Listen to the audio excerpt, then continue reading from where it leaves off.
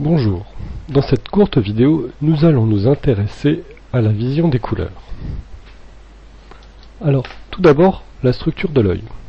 Ce qui va nous intéresser aujourd'hui, c'est la rétine.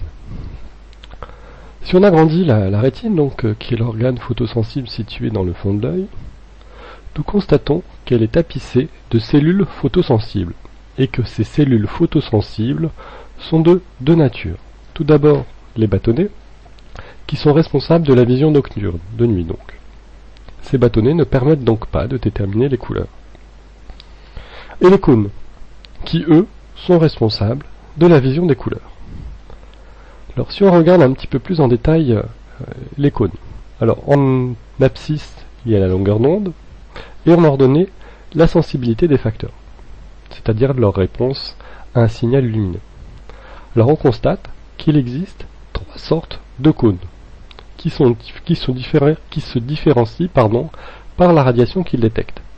Tout d'abord, les cônes qui sont sensibles aux courtes longueurs d'onde, c'est-à-dire cela correspond aux radiations bleues.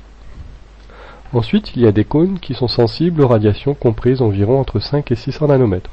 Ce sont donc des cônes qui sont sensibles aux radiations vertes. Et enfin, des cônes qui sont sensibles aux grandes longueurs d'onde, entre 550 et 700, c'est-à-dire des cônes sensibles aux radiations rouges.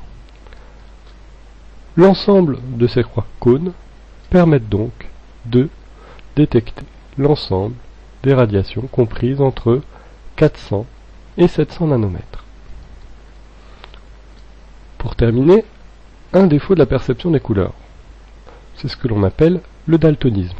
Le daltonisme, c'est l'incapacité de distinguer une couleur, le rouge, le vert ou le bleu, voire plusieurs couleurs.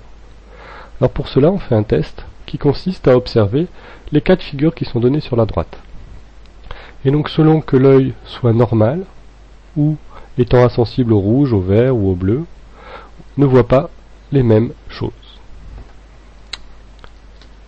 Pour conclure sur ces trois vidéos consacrées aux couleurs, il faut savoir que la vision des couleurs d'un objet est due à trois choses.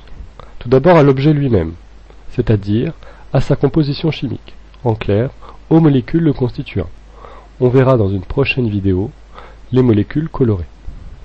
Ensuite, à la couleur de la lumière éclairant cet objet.